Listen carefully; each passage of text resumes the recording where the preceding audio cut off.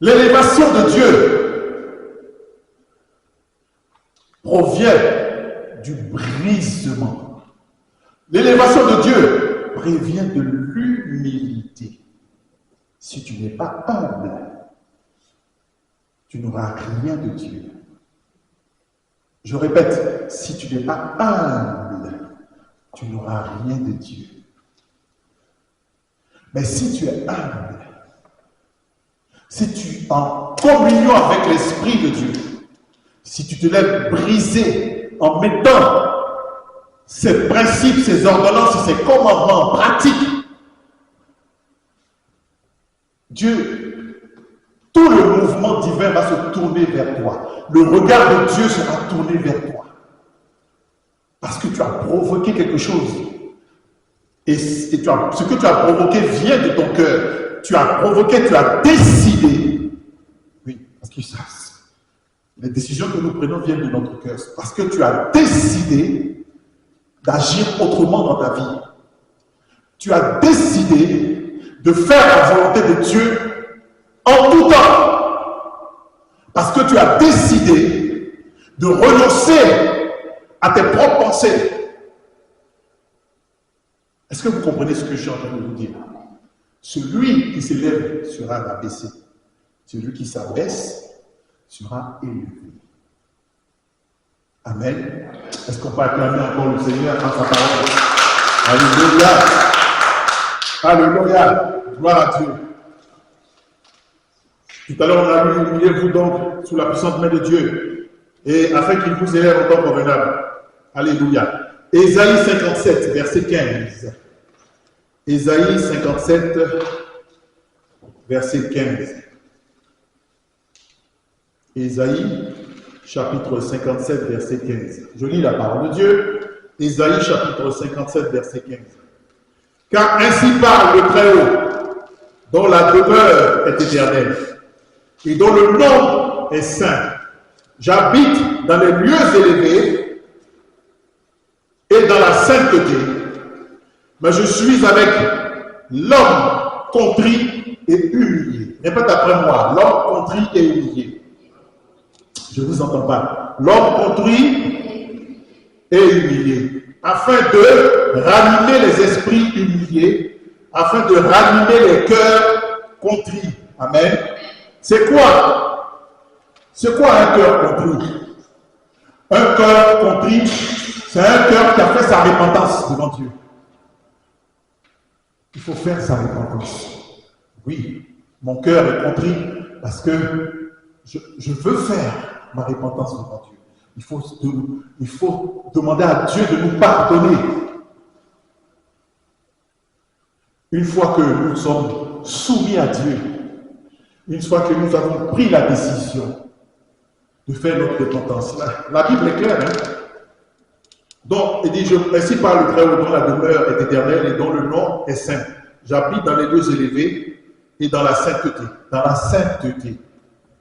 Mais Dieu dit, je suis avec l'homme contrit et humilié, afin de ranimer les esprits humiliés, afin de ranimer les cœurs contris.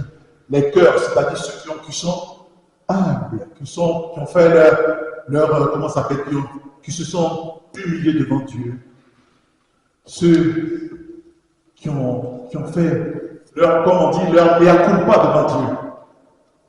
Amen. Amen. Nous ne pouvons pas, écoutez-moi, levez la tête de minute, nous ne pouvons pas éviter à l'action de Dieu dans nos vies. Il sait exactement où commencer et où terminer avec nous. Tu ne peux pas échapper. Tu ne peux pas échapper. Tout le monde est brisé, tout le monde est écrasé. Tu ne peux pas échapper à Dieu. Il sait exactement comment il va commencer avec toi. Quand le moment est venu, il te dit, mon fils, ma fille, le moment est venu pour toi de t'humilier devant moi. Dieu peut provoquer un désert pour toi, une situation difficile. Tu dis, c'est pas possible. Mais pourquoi c'est à moi? Ça ne peut pas m'arriver à moi. C'est pas possible. C'est pas possible. Tu ne peux pas m'arriver. Moi, j'ai de l'argent, j'ai tout ce que je veux. Mais Dieu dit, ton argent ne m'intéresse pas. C'est ton cœur que je veux transformer. Tu viens à l'église, tu donnes tes offrandes, tu vis, tu as un ministère dans l'église, c'est bien. Mais quand Dieu veut te transformer, quand Dieu veut te briser, il te fait passer par un chemin de brisement. Tu dis, mais c'est pas possible. Avec tout ce que je fais, je sers Dieu. Mais pourquoi c'est comme ça? Non, non, non. Il veut te transformer à sa façon. Jusqu'à ce que tu comprennes que c'est lui qui a le dernier mot. Amen. Est-ce que je suis en train de parler à quelqu'un ici? C'est lui qui a le dernier mot. Ne t'amuse pas d'approcher devant Dieu avec tes propres pensées, ton propre caractère. Ça ne marchera pas. Dieu attend de toi la volonté qui vient de ton intérieur. Tu lui demandes. Sa parole dit demandez et l'on vous donnera. Cherchez et vous trouverez. Frappez et l'on vous ouvrira. La troisième étape du frapper, il faut être beaucoup plus violent. Il faut frapper de toute ton âme, de tout ton cœur, pour que tu sois écrasé. Soumets-toi, quel que soit l'outil que Dieu va utiliser pour te transformer. Quelle que soit la situation par laquelle il va te faire passer pour pouvoir te transformer. Il faut accepter. Parce qu'au bout, quand tu sortiras de là, tu vas apprendre à être humble. Et puis quand tu vas dire quelque chose à Dieu, il va exaucer ta prière. Quelqu'un dit Amen. Alléluia. Il y a un passage que je voulais qu'on lise, mais ce n'est pas la peine. Amen. Amen.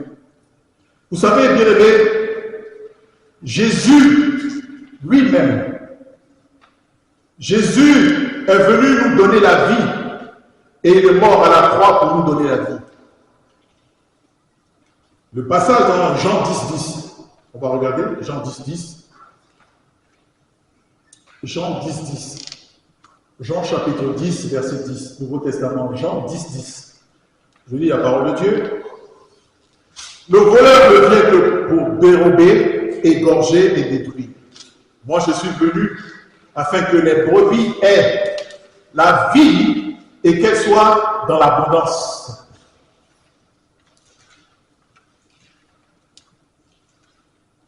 Jésus est venu nous dire, moi je suis venu pour que mes brebis aient la vie. Jésus est venu nous donner cette grâce d'avoir la vie éternelle. Lui-même, Jésus, il est mort à la croix, n'est-ce pas? Pour qu'il y ait la vie, il faudrait qu'il y ait la mort. Je ne sais pas si vous comprenez ce que je suis en train de dire. Pour qu'il y ait la vie, pour porter le fruit de la vie, pour pouvoir être élu, parmi les choisis de Dieu, pour le jour de l'événement de Christ, nous devons mourir. Comme Christ est mort à la croix. Nous devons mourir à la croix. Je disais tout à l'heure, notre comportement humain doit être cloué à la croix.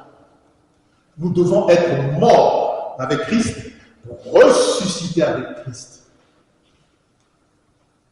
Amen. Cela est très important. Amen. Nous ressentons de la douleur. Parfois, c'est une douleur cachée à l'intérieur de notre cœur. Je disais ça tout à l'heure. Une douleur secrète, privée. Mais ne nous inquiétons pas.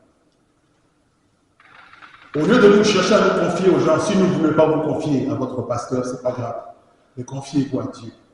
Dieu va, petit à petit, va vous travailler. Comme le vigneron. Le vigneron, il écrase les grappes de raisin. Il écrase jusqu'à ce qu'il voit qu'il n'y ait plus de jus qui sort. Vous comprenez? Le jus qu'il recueille, ça c'est vous. Et il prend et il vous conserve à sa façon. Il peut faire de vous des vases d'honneur. Il peut faire de vous des vases viles, des vases inutiles. Ça dépend de votre comportement. Ça dépend de votre volonté. Il peut faire